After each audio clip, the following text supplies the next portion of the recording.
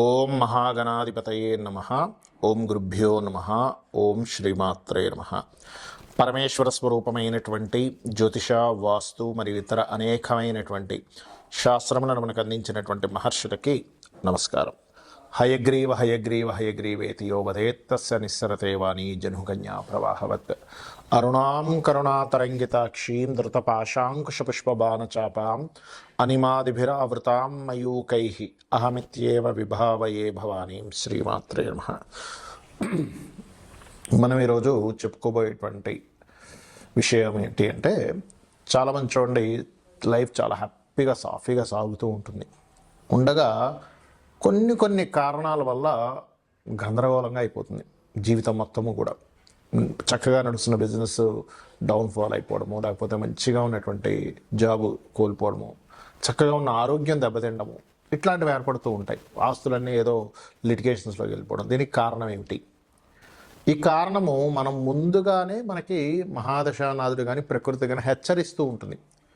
అది ఏ మహాదశలు అంతర్దశలు వచ్చినప్పుడు ఏ లగ్నానికి ఎటువంటి ఫలితాలు, ఆ సమయంలో ఎటువంటి చిన్న పరిహార మార్గాలు, చిన్న మంత్రంతో చిన్న ధ్యానంతో ఎలా చేసుకోవాలి అనేటువంటి విషయాల్ని మనం ఒక్కొక్క లగ్నరీత్యా మనం ఇప్పుడు తెలుసుకుంటాం. శాస్త్రంలో మనకి ఒక్కొక్క లగ్నానికి పాపులు శుభులని చెప్పబడ్డారు. అయితే ఈ విషయాలు చెప్తుంది నేనైనప్పటికీ కూడా చెప్పేసిన సాక్షాత్ లలిత అమ్మవారిగా భావిస్తూ, ముందుగా మేష లగ్నం కనుక తీసుకున్నట్లయితే, లగ్నం నుంచి ఎప్పుడు కూడా గుర్తుపెట్టుకోండి, శాస్త్రంలో చెప్పినటువంటి సర్వే త్రికోణ నేతారో గ్రహా శుభఫలప్రదా, త్రికోణాధిపతులు శుభ ఫలితాలను ఇస్తారు.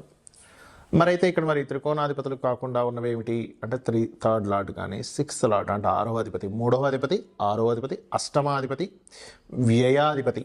ఒక్కొక్క లగ్నానికి ఒక్కొక్కరు అవుతారు.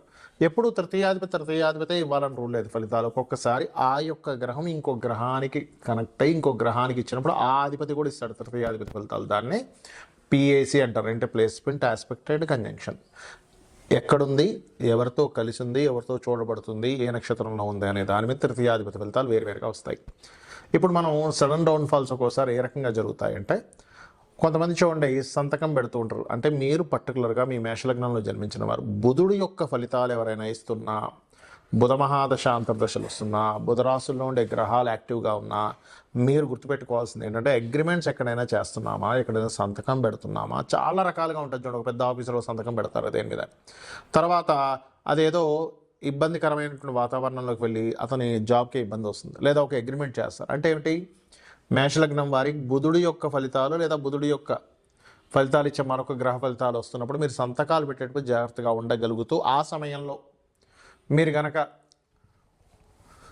లలితాసహస్రనామాల్లో ముఖ్యంగా ఓం కర్పూర వీటి కామోద సమాకర్ష దిగంతరాయే నమః లేదా ఓం కనకాంగద కేయూర కమనీయ భుజాన్వితాయే నమః మంత్రం చేసుకుంటే కూడా మీకు ఆ దోషం ఉండదు. లేదా ఓం అపర్ణాయ నమః కూడా చేసుకోవచ్చు.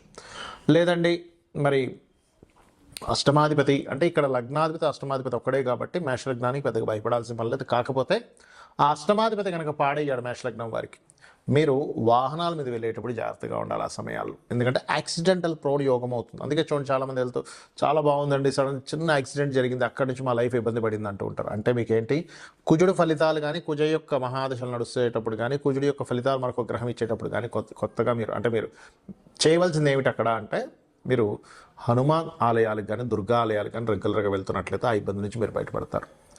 మరి ఇక్కడ వ్యయాధిపతి కూడా శుభుడే ఈ లగ్నానికి. కాకపోతే గురువు కనుక పాడై మహాదశలు నడిచేటప్పుడు అనవసరంగా ఇన్వెస్ట్మెంట్స్ చేస్తారు, అక్కడ ఇబ్బంది పడతారు. చాలామంది చూడండి, మేము పలానా దగ్గర రకరకాల స్థలాలు కొనేసామండి, అపార్ట్మెంట్లు కొనేసాం, ఇన్స్టాల్మెంట్స్ కడుతూ ఉన్నాం, సడన్గా జాబ్ పోయింది, అప్పులు చేయాల్సి వచ్చి ఇబ్బంది పడ్డామంటూ ఉంటారు. దానికి కారణం ఏంటంటే, గురువు పాడయ్యాడు అక్కడ. కొంతమందికి శని భగవానుడు పాడవుతాడు. అప్పుడు ఏమవుతుందంటే, మంచి జాబ్ ఉంది అనుకునేసరికి టక్కని జాబ్ పోతూ ఉంటుంది. ఇప్పుడు మరి వీటికి ఏం చేయాలి? గురువు కనుక పాడైతే దానికి ఒకటే మార్గం, ధర్మబద్ధమైనటువంటి కొన్ని ప్రక్రియలు చేయడం మాత్రమే. లేదంటే శని భగవానుడు స్పాయిల్ అవ్వడం వల్ల మాకు జాబ్ ఇబ్బంది అవుతుంది అనుకునేటువంటి వారు లలితా సహస్రనామాల్లో ఓం అనాకలిత సాదృశ్య చుబుక శ్రీ విరాజితాయే నమః అనే నామస్మరణ, గోవుకు బెల్లం తినిపించడం, లేదా జాబ్ పరంగా ఎక్కువ ఇబ్బంది వస్తుంది అనుకునేటువంటి వారు ఓం శ్రీమాత శ్రీ మహారాజ్ని శ్రీమత్ సింహాసనేశ్వరి నమః చేసుకోండి. ఖచ్చితంగా మీరు ఎటువంటి ఇబ్బంది పడకుండా బయటపడతారు. అదేవిధంగా మనకు ముందుగా సిమ్టమ్స్ తెలుస్తాయని చెప్పాను, అదేంటో కూడా నేను మీకు వివరిస్తాను. వీడియో ఎండింగ్ వరకు చూడండి.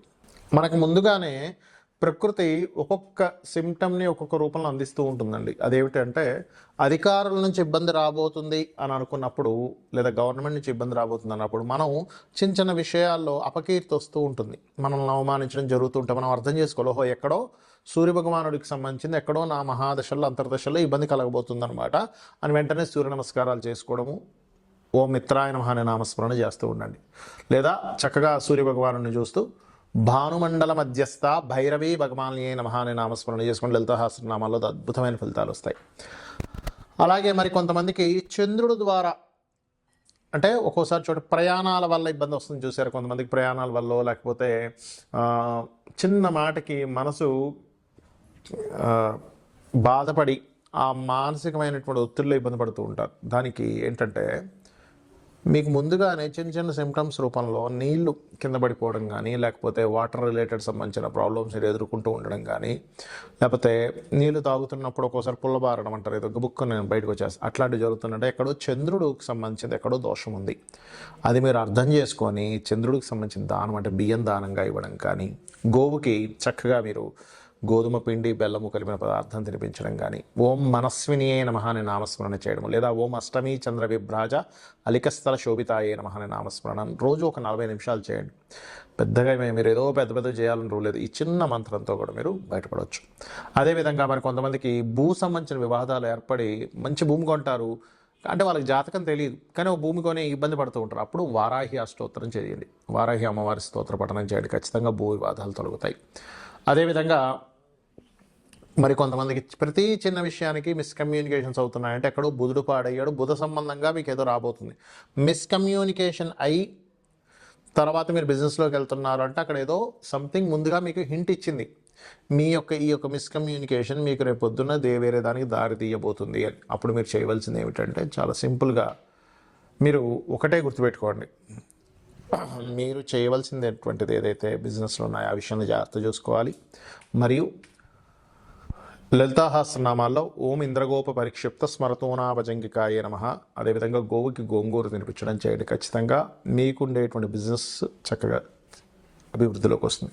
గురు సంబంధించిన దోషం మీ జన్మజాతకంలో ఎక్కడో ఇబ్బంది ఉందన్నప్పుడు మీరు గురువులతో కొన్ని మాటలు పడుతూ ఉంటారు, మీకు తెలియకుండా మీ పెద్దవాళ్ళతో గైడింగ్ వాళ్ళతో, అంటే అక్కడ ఏంటి గురుగ్రహం ఎక్కడో పాడే మీకు ఆ దోషాన్ని ఇస్తుంది. అలాంటప్పుడు గోవుకి అరటికాయలు తినిపించడము, దత్తాత్రేయ మంత్రం జై గురుదత్త శ్రీ గురుదత్త చేసుకోవడం మంచిది.